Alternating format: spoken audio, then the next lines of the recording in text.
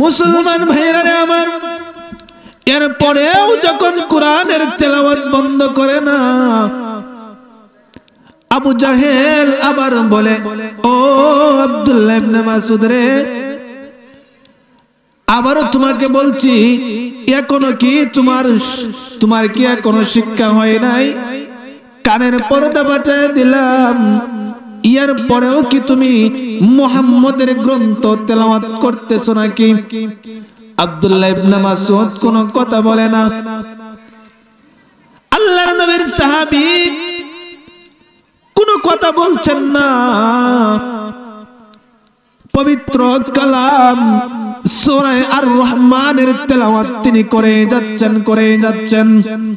আবু জাহেল আবার সামনে যায়, অপর কান বরাবর যখন তাপ্পর লাগায় দিছে, সঙ্গে সঙ্গে অপর কানের পর্দা ফেটে কান বেয়ে রক্ত গড়গড় করে পড়া আরম্ভ করে দিয়েছে। এরপরে আব্দুল্লাহ ইবনে মাসউদ রাদিয়াল্লাহু তাআলা আনহু আল্লাহর পবিত্র কালামের তেলাওয়াত বন্ধ করে নাই। সূরা আর রহমান তেলাওয়াত করে শেষ কইরা রক্তমাখা শরীর নিয়ে আল্লাহর নবী বিশ্ব নবী রাহমাতুল লিল আলামিনের দরবারে গেলেন। আল্লাহর নবীর কাছে যখন গেলেন, রক্তগুলা এখনো সাহাবীর উভয় কান থেকে রক্তগুলা গড়ায়া পড়তেছে, শরীরের সাদা জামাটা লাল বর্ণ হয়ে গেছে। আল্লাহর নবী বিশ্ব নবী রাহমাতুল লিল আলামিন আব্দুল্লাহ ইবনে মাসউদের চেহারা দেখা চোখের পানি চাইরা দিয়া বলে, কে তোমাকে এই অবস্থা করে দিল? আল্লাহর নবীর সাহাবী বলেন, নবীজি,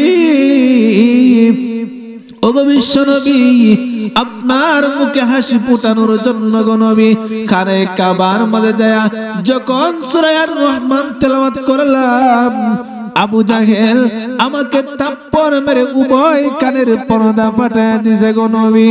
ও গো বিশ্ব নবী, আপনি কাঁদবেন না, আপনি চোখের পানিগুলা মুছে ফেলেন গো নবী। ও বিশ্ব নবীজি, আপনার মুখের মধ্যে একটু হাসি দেখার জন্য আমি আব্দুল্লাহ ইবনে মাসউদের কানের পর্দা ফাটায় দিয়েছে, এরপরেও আল্লাহর কোরআনের তেলাওয়াত আমি বন্ধ করি নাই। আল্লাহ তাআলার দরবারে অসংখ্য অগণিত শুকর যে মহান রব্বুল আলামিন আমাদেরকে মহব্বত করে, ভালোবেসে, পছন্দ করে আজকের ইসলামী সম্মেলনে আসার বসার তৌফিক দান করলেন।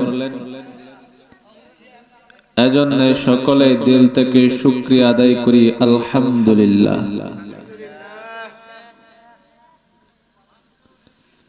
মোটামুটি মানুষ কম না, মোটামুটি ভালোই, ছোট বড় মিলে। এখানে আমি একটা কথা জিজ্ঞেস করতে চাই, এখানে কি কোনো ছোট এবং বড়দের মধ্যে কোনো বোবা লোক আছে?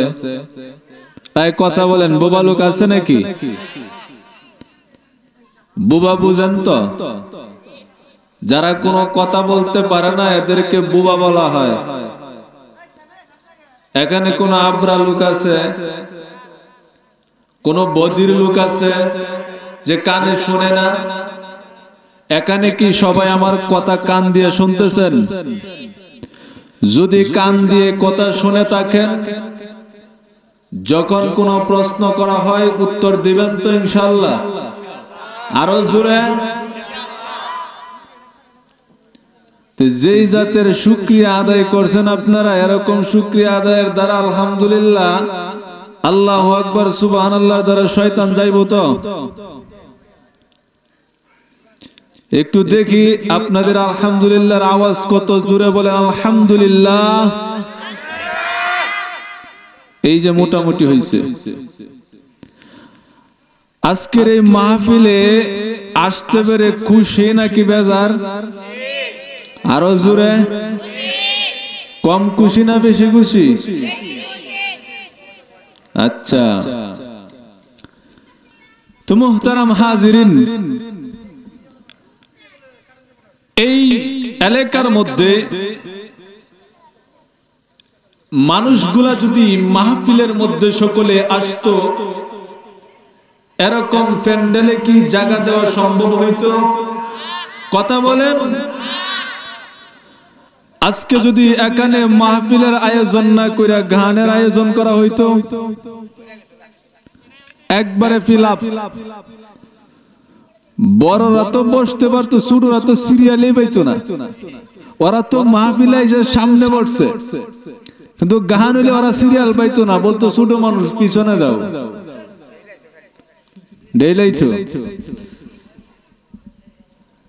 কি আশ্চর্য ব্যাপার! আমরা কোথায়? যারা নাকি এই কান দিয়ে, আল্লাহ তাআলা এই কান দিয়েছেন, এই কান দিয়ে মানুষ দ্বীনের কথাগুলো শ্রবণ করবে, উলামায়ে কেরামের জবান থেকে দ্বীনের হক কথাগুলো শুনবে এবং নিজের জীবনে বাস্তবায়ন করবে, কাল হাসরের ময়দানে অপরন্ত নিয়ামত ভোগ করবে। যদি এই কান দিয়া দ্বীনের কথা কানের ভিতরে না ঢুকায়া, যদি বিভিন্ন গায়ক গায়িকাদের নাচ গানের আওয়াজ যদি কানের ভিতরে ঢুকায়, হাসরের ময়দানের মধ্যে এই কানের মধ্যে সীসা গলায়া এরপরে তার কানের ভিতরে ঢুকায়া দেওয়া হবে। নাউজুবিল্লাহ বলেন। তাহলে আমরা কি সেই আযাবের সম্মুখীন হতে চাই? আমার দিকে মনোযোগী। আযাবের সম্মুখীন হতে চাই? জান্নাতে যাইতে চাই তো সবাই? জান্নাতে যাওয়ার বেলায় সবাই একমত যে জান্নাতে যেতে চায়। সবাই আমরা জান্নাতে যেতে চাই। ইচ্ছা করলেই কি আমরা জান্নাতে যাইতে পারবো? মুখে বললেই হইল? হ্যাঁ, কাজ করতে হবে না? আল্লাহ কেন পাঠাইলেন? আমরা দুনিয়াতে থেকে আমরা কি করতেছি? আরে আমি মনে করতেছি আমার মতো টাকার গরম, আমার মতো টাকাওয়ালা দুনিয়াতে আর কেউ নাই, আমার মতো ক্ষমতার অধিকারী আর কেউ নাই, আমার মতো শক্তিশালী আর কেউ নাই, আমার মতো বাহাদুর আর কেউ নাই। কত বাহাদুরকে, কত টাকা পয়সাওয়ালাকে মুহূর্তের মধ্যে আল্লাহ তাআলা হাতের মধ্যে বাটি ধরায়া রাস্তার মধ্যে নামায়া দিছে। কত টাকাওয়ালাকে আল্লাহ মুহূর্তের মধ্যে ভিখারি বানায়া দিলেন। আবার কত ভিখারিকে আল্লাহ তাআলা টান দিয়া তারে উচ্চ দালান কোটার আসনের মধ্যে আল্লাহ তাআলা বসায়া দিলেন। চিন্তা করা উচিত। আল্লাহ তাআলা জবান দিয়েছেন, এই জবান একসময় আমার ছিল না। আল্লাহ তাআলা আমাকে কথা বলার শক্তি দিয়েছেন। পা ছিল না, পা ছিল কিন্তু হাঁটার শক্তি আমার মধ্যে ছিল না। আল্লাহ তাআলা হাঁটার শক্তি দান করলেন। হাত ছিল, ধরার শক্তি ছিল না। আল্লাহ তাআলা ধরার তৌফিক দান করলেন। আল্লাহ তাআলা আমাকে এত কিছু দান করলেন, এত দামি দামি জিনিসগুলো আল্লাহ তাআলা আমাকে দিয়েছেন। আমি আল্লাহ তাআলার জন্য কি করতেছি? আল্লাহ তাআলা আমাকে দুনিয়াতে কেন পাঠাইলেন? কোন কাজের জন্য আল্লাহ তাআলা আমাকে দুনিয়াতে পাঠিয়েছেন? চিন্তা করে দেখি না? আমাদের মধ্যে চিন্তা নাই। মুহতারাম হাজিরিন, আমাদের এই দুনিয়াটাই আসল জগৎ না, এটাই আমাদের আসল ঠিকানা না। এটা হচ্ছে মুসাফির খানা। মুসাফির খানার মধ্যে মানুষ চিরদিনের জন্য আসে না, কয়েকদিনের জন্য আসে, আবার এখান থেকে চলে যাবে। এখান থেকে চলে যাবে আবার। আমাদের মনে করতে হবে, আমরা যেমন আমাদের বাংলাদেশ থেকে মানুষ বিদেশে যায়, যায় কিনা? কথা বলেন, যায় কিনা? বিদেশে যায় টাকা পয়সা অর্জন করার জন্য। অনেক মানুষ আছে, নিজের বাড়ি ভিটাটা আছে, ওই বাড়ি ভিটাটা সে বিক্রি করে দিয়ে, সবকিছু বিক্রি করে দিয়ে বিদেশের জমিতে যায়। প্রবাসের জীবনে তার একটাই উদ্দেশ্য থাকে, ওই দেশ থেকে টাকা অর্জন করে আমি বাংলাদেশে আসব, যাতে বাংলাদেশের জীবনটা আমার সুখময় হয়। এটাই তো তার চিন্তা। তো এখন যদি কোনো মানুষ সব টাকা পয়সা খরচ করে দেশের বাহিরে গেল, এরপরে ওইখানে যায়া বৈশা বৈশা শুধু খাইলো, কোনো কিছুই জমাইলো না, এটা কি কোনো বুদ্ধিমানের কাজ? ওই ব্যক্তি যেমন বোকা, আল্লাহ তাআলা এই দুনিয়ার জগতে আমাদেরকে পাঠিয়েছেন আখিরাতের পুঁজি উপার্জন করার জন্য, কিন্তু আমিও শুধু দুনিয়াতে ঘুরে ফিরে খাইলাম, আখিরাতের পুঁজি অর্জন করলাম না। আমি এর চাইতে শত শত গুণ বড় ধরনের বোকা। এজন্য আমাদের একজন মুসলমানের মূল টার্গেট থাকবে আমাদের আখিরাত। আমাদের আখিরাতের জগৎকে আমাদের সুন্দর করতে হবে, কারণ এই জগৎটা চিরস্থায়ী না, এটা ক্ষণস্থায়ী। এখন আছি, এক সময় এখানে থাকবো না। কারণ আল্লাহ তাআলা বলেন প্রত্যেকটা প্রাণী হলো, প্রত্যেকটা প্রাণীর মৃত্যুর স্বাদ গ্রহণ করতে হবে। এমন কোন প্রাণী নাই যে সে মরবে না, সকলেরই মরে যেতে হবে, সকলেরই দুনিয়া থেকে চলে যেতে হবে। তাহলে আমরা যে দুনিয়া থেকে চলে যাব, আমাদের পিতা মাতা দাদা দাদি যারা ছিল অনেকেই দুনিয়া থেকে বিদায় নিয়েছেন। একটা মানুষও আর কোনোদিন এই দুনিয়াতে আসে নাই। যারা একবার বিদায় নেই এরা আর কোনোদিন এই জগৎটার মধ্যে আসে না। নিজের হাতে আমার দাদাকে জানাজা পড়ায়া নিজ হাতে দাফন করতেছি, এতটুক বিবেক আমার হয় না, এতটুক জিনিস আমার বুঝে আসে না। আজকে দুনিয়ার মানুষ, আমি আমার ভাইকে আমি কবরের মধ্যে দাফন করে দিলাম, এমন একটা সময় আসবে দুনিয়ার মানুষগুলাও ঠিক একই ভাবে আমাকেও এই কবরের মধ্যে দাফন করে দিবে। তখন আমার অবস্থাটা কি হবে? তখন আমার অবস্থা কি হবে? মৃত্যুর যন্ত্রণাটা কেমন হতে পারে? আজকে যদি আমি ইমানদার হয়ে থাকি, যদি মুসলমান হয়ে থাকি, আমার মৃত্যুটা এমন হবে, যদিও মৃত্যুর যন্ত্রণাটা কষ্টদায়ক, এরপরেও এই কষ্টটা তখন কষ্ট মনে হবে না। মৃত্যুর যন্ত্রণা হবে। হযরত আয়েশা সিদ্দিকা রাদিয়াল্লাহু তাআলা আনহা তিনি বলেন, বিশ্বনবী রাহমাতুল লিল আলামিন উনি যখন দুনিয়া থেকে বিদায় নেবেন, এমন সময় আমি বিশ্বনবীর দিকে তাকিয়ে দেখলাম এমন কোন একটা পশমের গোড়ালি বাকি নাই। যেখান থেকে বিশ্বনবীর কোন একটা পশমের গোড়ালি বাকি নাই, যেই পশমের গোড়ালি থেকে নবীজির ঘাম বাহির হয় নাই। মৃত্যুর যন্ত্রণা হবে, তবে ইমানদার যারা রয়েছে তাদের সামনে ইন্তেকালের সময় আল্লাহ তাআলা জান্নাত তুলে ধরবেন। জান্নাতের দিকে তাকিয়ে থাকবে, ওই দিক দিয়ে ফেরেশতারা, রহমতের ফেরেশতা জান কবজ করে নিয়ে যাবে। তো মুহতারাম হাজিরিন, আমাদের আখিরাতের জগৎটা আমাদের সুন্দর করতে হবে, আমাদের চমৎকার করতে হবে আখিরাতের জগৎ। যদি আমি আখিরাত পেয়ে যাই, যে নাকি আখিরাত পেয়ে গেল, যে নাকি আল্লাহ তাআলাকে পেয়ে গেল, সে দুনিয়ার সব পেয়ে গেল। আর যে নাকি আল্লাহ তাআলাকে পাইল না, দুনিয়ার সব পাইল, সে যেন কিছুই পাইল না, সে কিছুই পাইল না। দুনিয়ার যত বড় রাজা বাদশাহী থাকুক না কেন, আল্লাহকে হারায়া যদি কোনো বান্দা সবকিছু পেয়ে যায়, প্রকৃতপক্ষে ওই বান্দা কোনো কিছুই পায় নাই, সবকিছুই হারাইছে। আর আল্লাহকে পায়া যদি বান্দা দুনিয়ার কোনো কিছুই না পায়, ওই বান্দা সব কিছুই পায়া গেছে। এজন্য আমাদের আল্লাহ তাআলাকে রাজি খুশি করতে হবে। আল্লাহ তাআলা রহমান, আল্লাহ তাআলা রহিম, যে আল্লাহ তাআলা কত নিয়ামত আমাদের জন্য দান করেছেন। তো মুহতারাম হাজিরিন, আমি আপনাদের মাঝে সূরা আর রহমান তেলাওয়াত করেছি। এই সূরা আর রহমানের শুধু সংক্ষিপ্ত শানে নুজুলটা আমি বলেই আমার আলোচনা শেষ করব, সময় একেবারেই কম। তো মুহতারাম হাজিরিন, এই সূরা আর রহমান নাজিল হওয়ার প্রেক্ষাপট কি ছিল?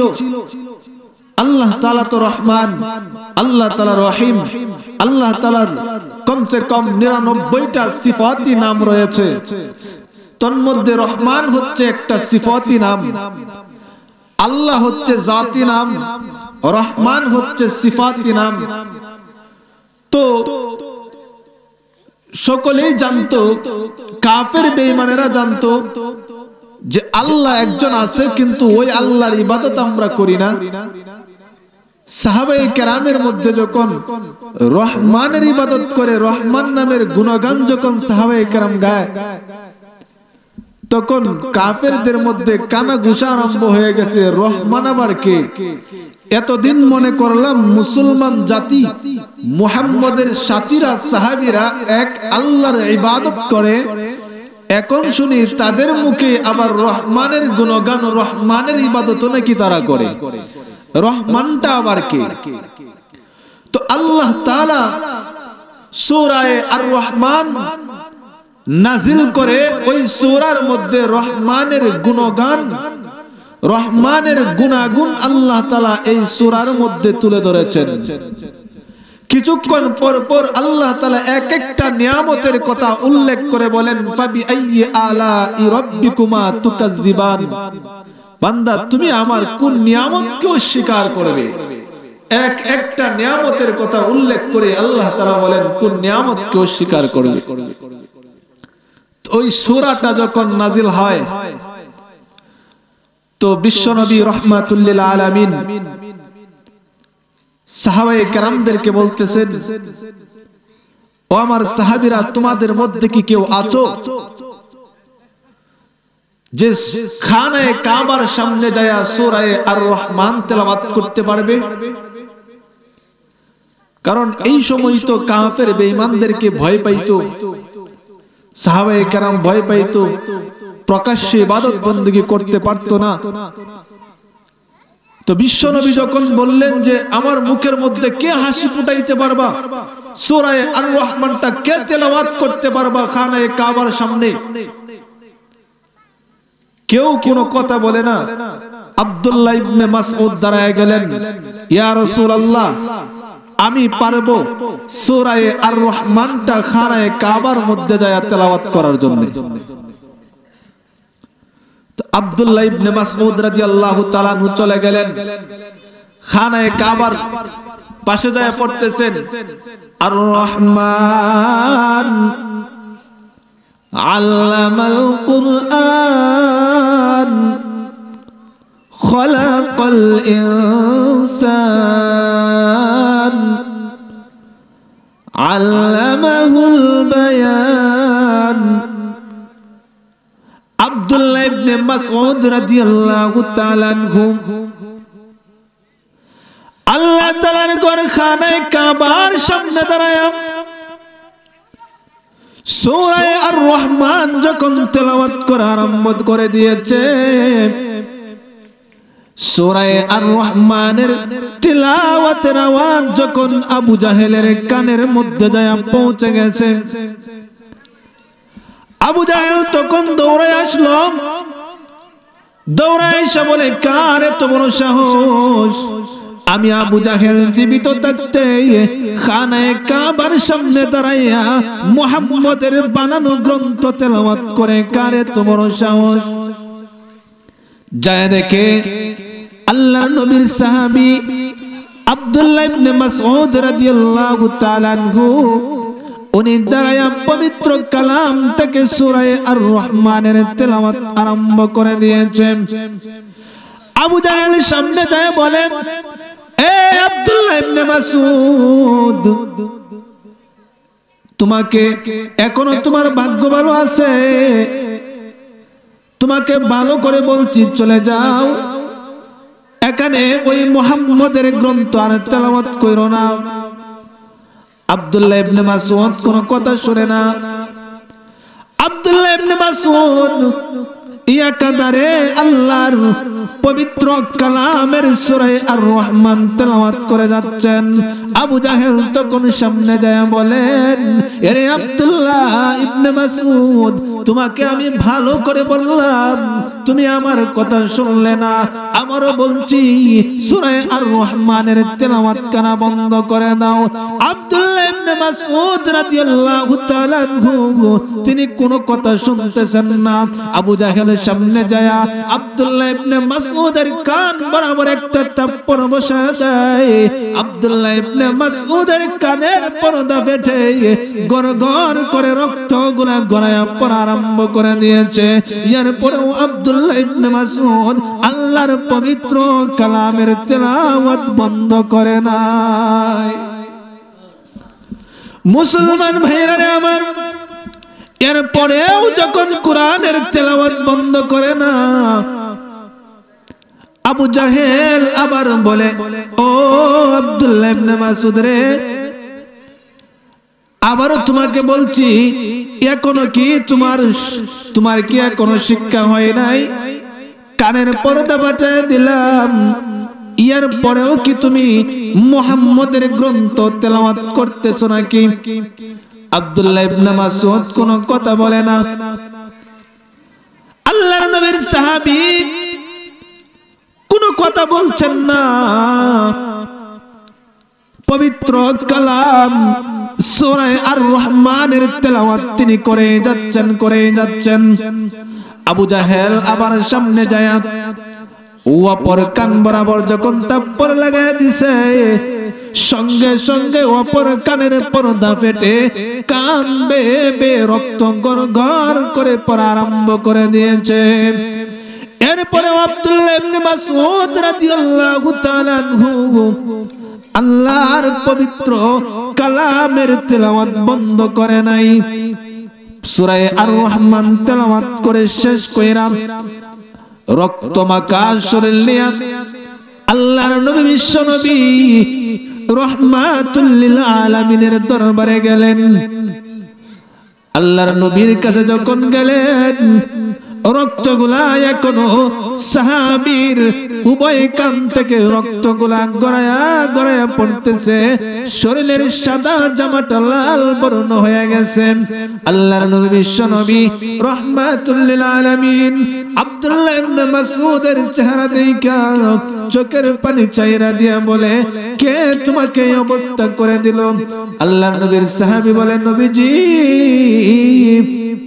ও বিশ্ব নবী, আপনার মুখে হাসি ফুটানোর জন্য গো নবী খানে কাবার মাঝে যায় যখন সূরা আর রহমান তেলাওয়াত করলাম, আবু জাহেল আমাকে থাপ্পড় মেরে উভয় কানের পর্দা ফাটায় দিয়েছে গো নবী। ও গো বিশ্ব নবী, আপনি কাঁদবেন না, আপনি চোখের পানিগুলা মুছে ফেলেন গো নবী। ও বিশ্ব নবীজি, আপনার মুখের মধ্যে একটু হাসি দেখার জন্য আমি আব্দুল্লাহ ইবনে মাসউদের কানের পর্দা ফাটায় দিয়েছে, এরপরেও আল্লাহর কোরআনের তেলাওয়াত আমি বন্ধ করি নাই। এরপরেও কোরআনের তেলাওয়াত বন্ধ করে নাই। কানের পর্দা ফেটে রক্তগুলা গড়গড় করে পড়তেছে, এরপরেও আল্লাহর কালামের তেলাওয়াত বন্ধ করে নাই। আল্লাহর নবী শরীফ রাহমাতুল লিল আলামিন যখন কাঁদেন, এই মুহূর্তে জিবরাইল আলাইহিস সালাতু ওয়াস সালাম তিনি আয়েশা গেলেন। জিবরাইল আয়েশা দেখে আল্লাহর রাসূলের চোখের মধ্যে পানি, আল্লাহর নবীর সাহাবীর চোখের মধ্যেও পানি দেখা যায়। জিবরাইল তখন আয়েশা মুস্কি মুস্কি হাসতে আরম্ভ করলেন। আল্লাহর নবীজি বলেন, জিবরাইল, আমার মনটা যদি খারাপ হয়ে যায়, তোমার মনটাও তখন খারাপ হয়ে যায়, কিন্তু আমার চোখের মধ্যে পানি দেখা সত্ত্বেও কেন তুমি মুস্কি মুস্কি হাসতেছো জিবরাইল? জিবরাইল আলাইহিস সালাতু ওয়াস সালাম বলেন, বিশ্ব নবী গো, এখন বলবো না গো নবীজি, সামনের সময় আসলে বলবো কেন আমি জিবরাইল মুস্কি মুস্কি হাসি। মুহতারাম হাজিরিন, যুদ্ধের ময়দানের মধ্যে আমরা তো জানি আবু জাহেলকে ছোট্ট দুই যুবক কতল করেছিল। কিতাবের মধ্যে আসে আবু জাহেলের প্রাণটা তো কোনো বাকি ছিল। এই মুহূর্তে আল্লাহর নবীজি তিনি ঘোষণা করে দিলেন, আবু জাহেলের কল্লাটা কে আমার সামনে আইনা দিতে পারবা? ওই মুহূর্তে আব্দুল্লাহ ইবনে মাসউদ দাঁড়ায় গেলেন, ওগো বিশ্ব নবী, আমি আবু জাহেলের কল্লাটা আপনি নবীর সামনে আইনা হাজির করতে পারবো গো নবীজি। আব্দুল্লাহ ইবনে মাসউদ তরবারি নিয়ে চলে গেলেন। তরবারি নিয়ে আবু জাহেলের কল্লাটা কাটলেন। কল্লাটা কাইটা ইয়া কান দিয়া তরবারিটা আব্দুল্লাহ ইবনে মাসউদের তরবারি ঢুকায়া দিলেন। তরবারি ঢুকায়া ওই অপর কান দিয়া বাহির করে ওই কানের ভিতরে রশি ঢুকাইয়া আব্দুল্লাহ ইবনে মাসউদ ওই রশি ধরে আবু জাহেলের কল্লাটা টাইনা টাইনা বিশ্বনবীর দরবারে যখন হাজির করে, এই মুহূর্তেও জিবরাইল আলাইহিস সালাতু ওয়াস সালাম বিশ্বনবীর কাছে আইসা গেলেন। বিশ্বনবীর কাছে আইসা এইবারও জিবরাইল মুস্কি একটা হাসি মারলেন। আব্দুল্লাহ ইবনে মাসউদ রাদিয়াল্লাহু তাআলা আনহু যখন আবু জাহেলের কল্লা নবীজির কাছে নিয়ে আসছে, তখনও জিবরাইল আয়েশা একটা মুস্কি হাসি দিলেন। তখন জিবরাইল আলাইহিস সালাতু ওয়াস সালাম নবীজিকে বলতেছেন, নবীজি ওই যে একদিন মুস্কি একটা হাসি দিয়েছিলাম, আপনার চোখের মধ্যে পানি ছিল, আপনার সাহাবীর চোখের মধ্যে পানি ছিল, তখন আমি মুস্কি মুস্কি হাসছিলাম, আর আপনি আমাকে বলেছিলেন যে জিবরাইল আমার চোখের মধ্যে পানি দেখা সত্ত্বেও তুমি কেন হাসতেছো? তো বিশ্ব নবীজি আমি এজন্য হাসতেছিলাম যে আজকের এই দৃশ্যটা, যে আবু জাহেলের কানের মধ্যে তরবারি ঢুকায়া ওই কান দিয়া রশি ঢুকায়া আবু জাহেলের কল্লাটা হেসরায়া আপনি নবীজির দরবারে নিয়ে আসতেছে, এই দৃশ্যটা আল্লাহ তাআলা তখনই আমার চোখের সামনে বসায়া দিয়েছিল, এজন্য আমি মুস্কি মুস্কি হাসছিলাম। তো মুহতারাম হাজিরিন, বিশ্বনবী রাহমাতুল লিল আলামিনের মুখের মধ্যে হাসি ফুটানোর জন্য সাহাবায়ে কেরাম নিজেদের জীবন পর্যন্ত দিয়া দিতে প্রস্তুত ছিলেন। আব্দুল্লাহ ইবনে মাসউদ রাদিয়াল্লাহু তাআলা আনহু এই সূরা আর রহমানের তেলাওয়াত করার জন্য যদি এখানে খানায়ে কাবার সামনে যদি তার জীবনও দিতে হইতো, তাহলে ওনার জীবন পর্যন্ত উনি দিয়া দিতেন, এরপরও আল্লাহর পবিত্র কালামের তেলাওয়াত বন্ধ করতেন না। কারণ ওনারা কোরআনের তেলাওয়াতের মধ্যে ওনারা মজা পেয়েছেন, মজা। আর আমরা তো সেই মজা আমাদের মধ্যে নাই, সেটা আমরা বুঝি না। তো মুহতারাম হাজিরিন,